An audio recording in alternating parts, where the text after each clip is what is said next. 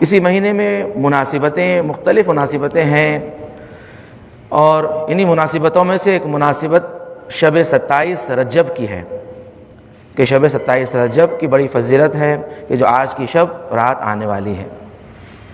27 شب کے کچھ اعمال ہیں اور 27 رجب کے بھی کچھ اعمال ہیں۔ یہ دیکھیں، سب سے پہلے 27 رجب کی جو شب ہے، اس شب کو شب مبعث کہا جاتا ہے۔ ہمارے پاس ہم اہل تشیع کے نزدیک یہ شب مبعث ہے، اور اہل سنت کے نزدیک شب معراج ہے۔ ہمارے یہاں شب معراج نہیں ہے۔ بہت سارے لوگ ہم اہل سنت کی زبانی ہم بھی شب معراج کہنے لگتے ہیں۔ ہمارے پاس شب معراج 17 رمضان کو ہے کہ شب معراج ہے، اور ہم ایک معراج کے قائل نہیں ہیں۔ شیخ عباس قمی نے منتہی الاعمال میں 100 معراج کا ذکر کیا کہ آپ کے تقریباً 100 یا 110 معراج کا ذکر ہے، مختلف معراج کا ذکر۔ ہم معراج کے قائل ہیں، مگر آج کی شب معراج نہیں ہے بلکہ شب مبعث کی رات ہے، بڑی عظیم رات ہے۔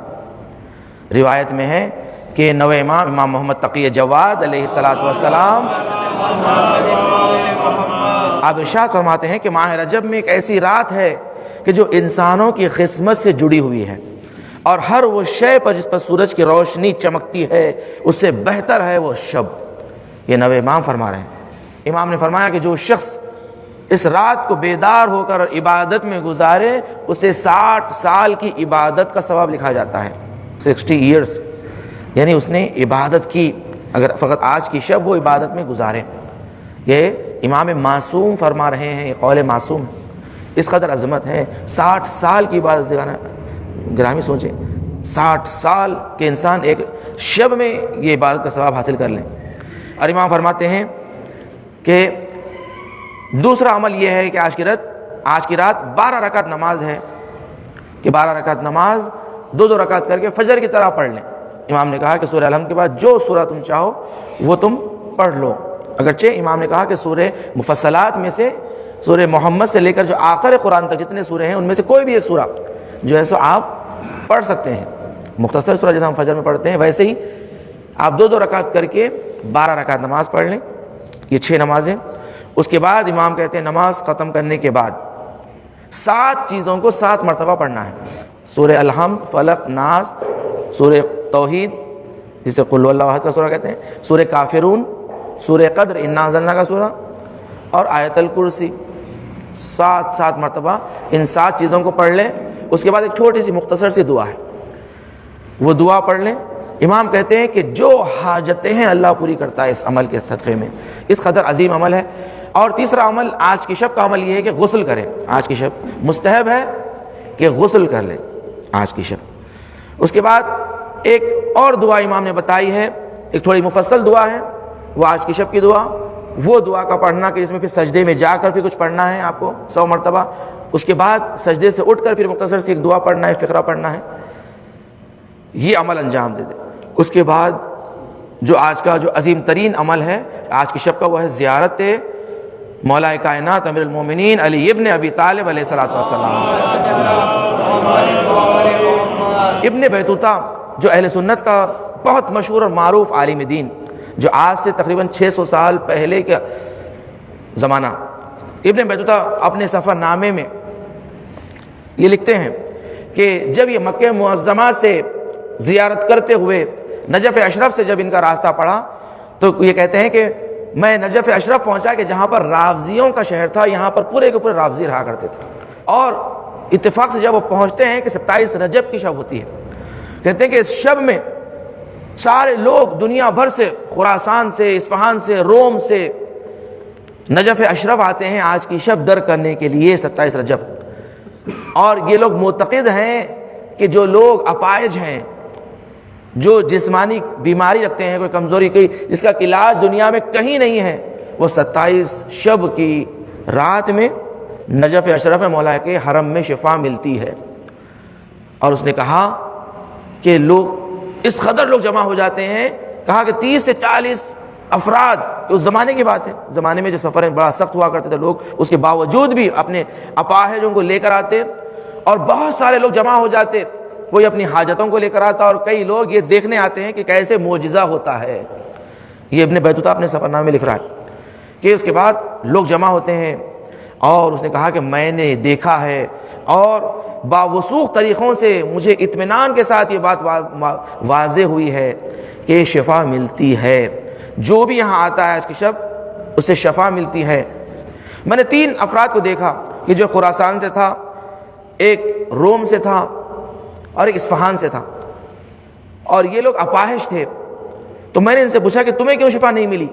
تو انہوں نے کہا کہ ہم نے شب کو درک نہیں کیا، ہم تاخیر سے یہاں پہنچے، شب 27 گزر چکی تھی، اب ہم آئندہ سال کا انتظار کریں گے یہاں پر تاکہ 27ویں شب ہمیں درک ہو جائے۔ یہ ابن بطوطہ اپنے سفر نامے میں لکھتا ہے کہ 27ویں شب اس قدر عظیم شب ہے، آج کی شب مولا کائنات کی زیارت کا پڑھنا مستحب ہے۔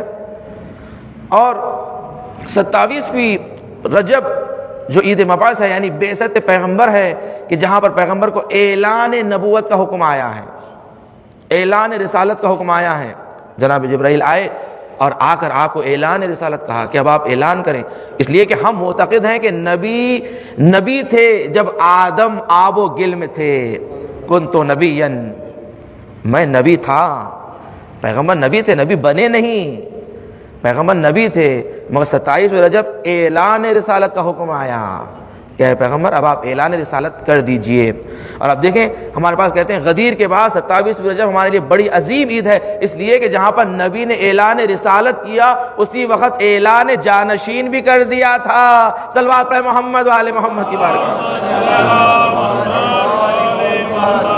اعلان رسالت جہاں پر کیا تھا وہیں پر کہہ دیا تھا کہ جو میری مدد کرے گا اور مجھ پر ایمان لائے گا وہ میرا جانشین ہوگا، میرا خلیفہ ہوگا۔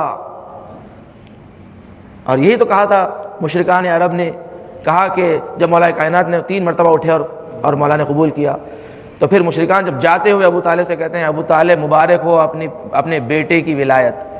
یعنی مشرکان عرب کو تو سمجھ میں آ گیا مگر مسلمانوں کو آج تک سمجھ میں نہیں آیا۔ صلوات پڑھیں محمد و آل محمد کی بارگاہ۔ 27ویں رجب کے چند اعمال ہے۔ سب سے پہلا عمل 27ویں رجب کا غسل ہے۔ 27ویں رجب کا غسل بڑی تاکید ہے، غسل مستحب ہے کہ 27ویں رجب کا غسل کریں۔ اور دوسرا عمل جو 27ویں رجب کا ہے وہ ہے روزہ۔ روزے کی بڑی فضیلت ہے، سال کے 4 بڑے روزوں میں سے ایک روزہ ہے، یہ سال کے 4 بڑے عظیم روزے ہیں۔ تاریخوں کے اعتبار سے دیکھیں، اس طرح یاد کریں 17، 18، 25 اور 27، یہ 4 تاریخیں بڑی عظیم تاریخیں ہیں اس میں روزہ مستحب۔ 17 ربیع الاول، 18 ذی الحجہ غدیر، 25 ذی القعدہ، 27 رجب۔ اس کا ثواب یہ ہے کہ امام فرماتے ہیں کہ جو شخص 27ویں رجب کا روزہ رکھیں گویا ایسے اس نے 70 سال روزہ رکھا ہے، 70 ایئرس کا روزے کا ثواب اس کے نام اعمال میں لکھا جاتا ہے۔ اس کے بعد تیسرا عمل ہے صلوات بر محمد و آل محمد۔